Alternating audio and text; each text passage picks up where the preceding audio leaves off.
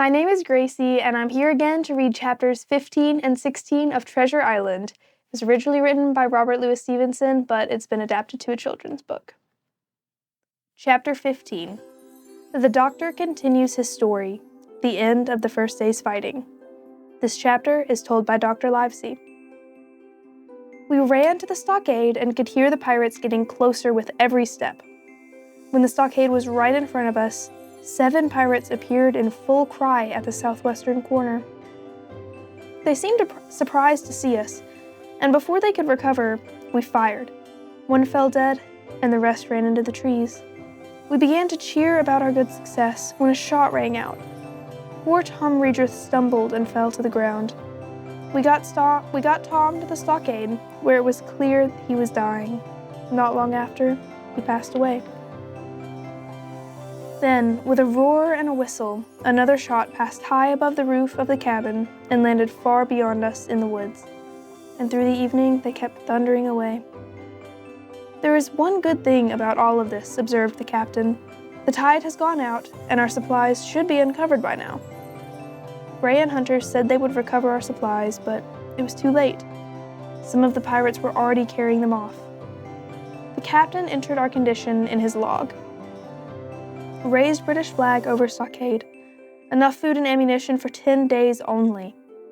Alexander Smollett, captain, in good health.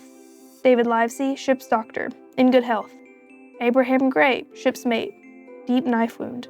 John Trelawney, owner of ship, in good health. John Hunter and Richard Joyce, in good health. Thomas Redruth, shot dead. Jim Hawkins, cabin boy, whereabouts unknown. Soon after their return, Hunter called out, "Somebody's calling us!" "Doctor, Squire, Captain!" came the joyous cries, and I ran to the door just in time to see Jim Hawkins come climbing over the stockade. Chapter 16. Jim Hawkins continues his story, the stockade, and Silver's offer. This chapter, and the rest of the book, are told by Jim Hawkins. I was afraid to return to the stockade because it might have been taken over by pirates. But Ben pointed out the British flag flying over it and told me it meant my friends were there. He said if the pirates were there, Silver would surely have raised the Jolly Roger, the dreaded pirates' black flag with its white skull and crossbones. I thought that we would go together to the stockade, but Ben, not being a trusted man, said he wouldn't show himself just yet.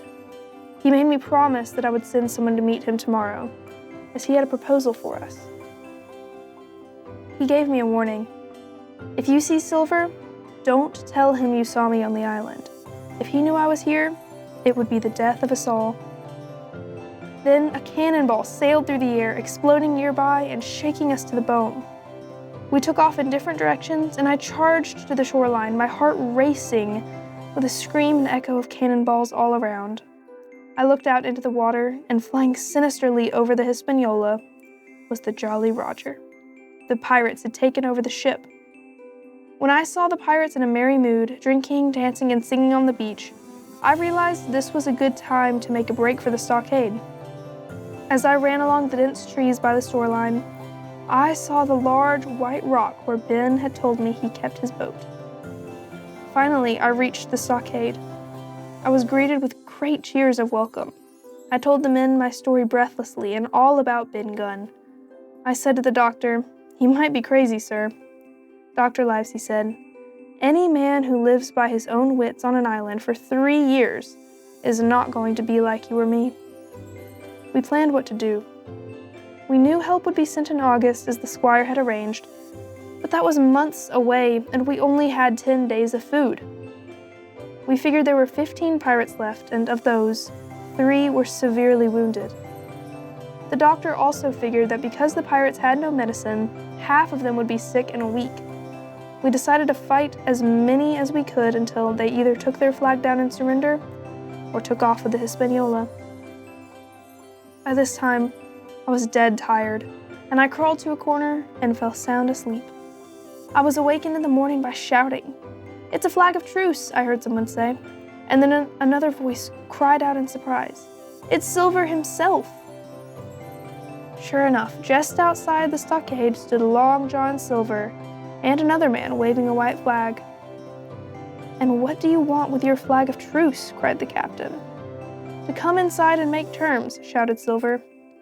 Captain Smollett said to the other men, "Keep indoors and take your posts with your muskets drawn. This is surely a trick." Then he addressed the pirate, "You may speak, Silver, but you must stay outside."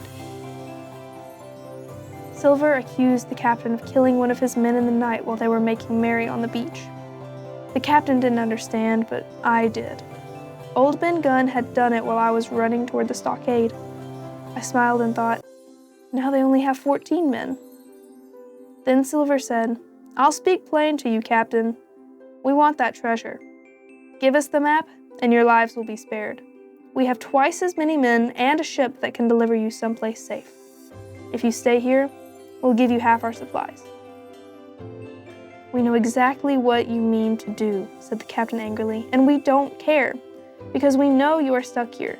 You can't find the treasure without the map, and none of you have the skill to sail the ship. Now you hear me. If you'll come up one by one, unarmed, I'll clap the cuffs on you and take you home to a fair trial in England. If not, I'll see you all drowned at the bottom of the sea. Those are the last words you'll get from me." Long John Silver spat in our spring and said, "That's what I think of ye. In an hour you'll all be dead, or in so much pain you'll be wishing you were." With that dreadful oath, he stumbled off. All right, I'll see you next week for the next few chapters. Good night.